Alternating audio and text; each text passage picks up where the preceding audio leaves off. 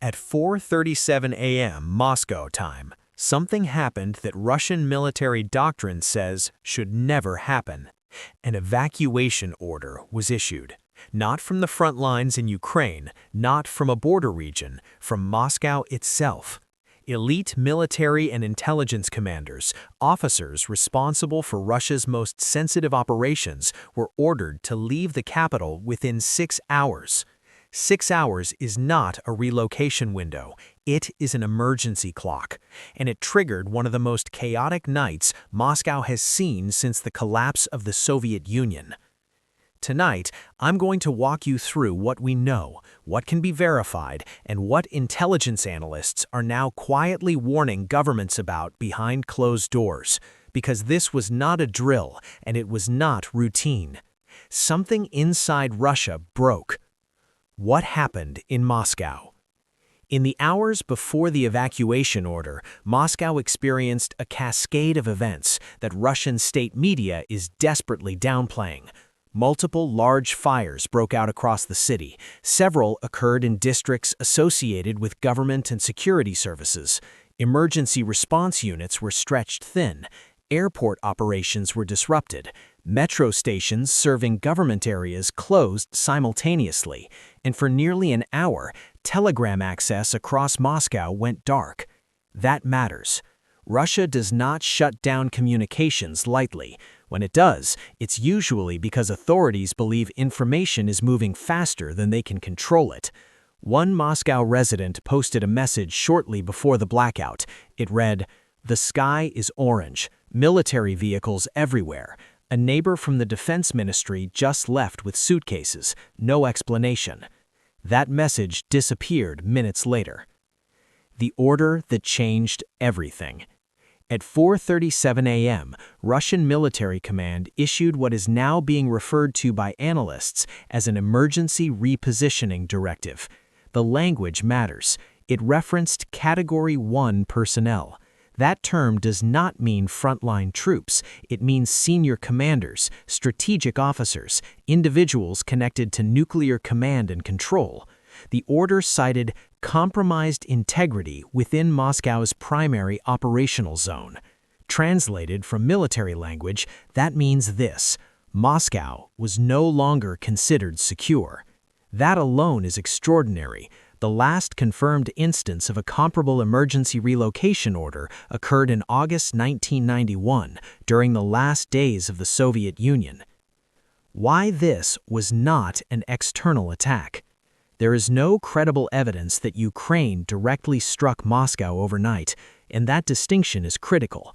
The events did not resemble an external military operation. There were no missile impacts, no air defense engagements, no coordinated strike patterns.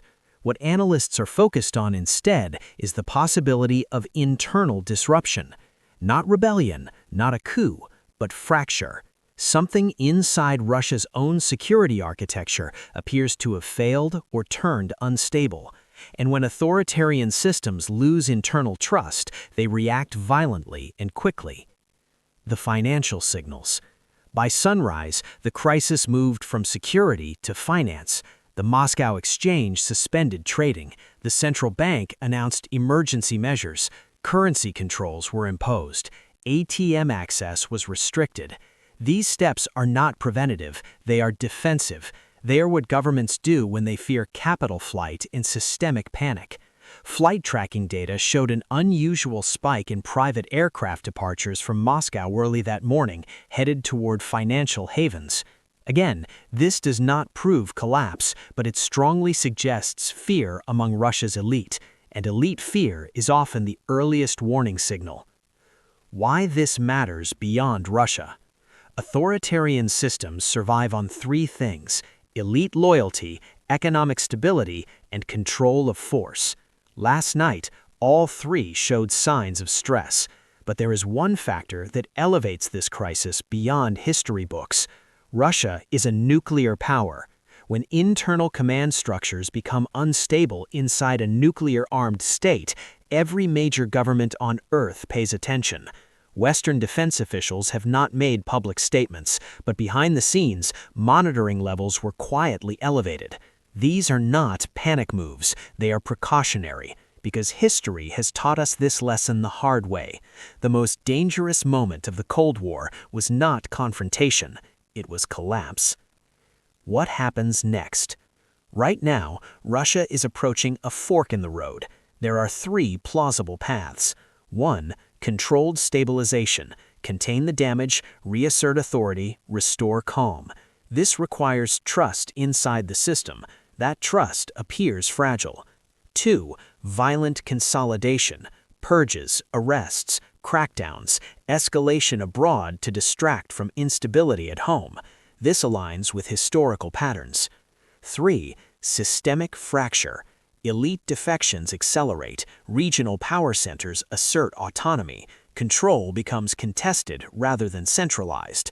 No responsible analyst claims to know which path Russia will take, but the signs we saw last night suggest this crisis is not resolved. It is unfolding. Closing. Moscow did not evacuate because it was attacked.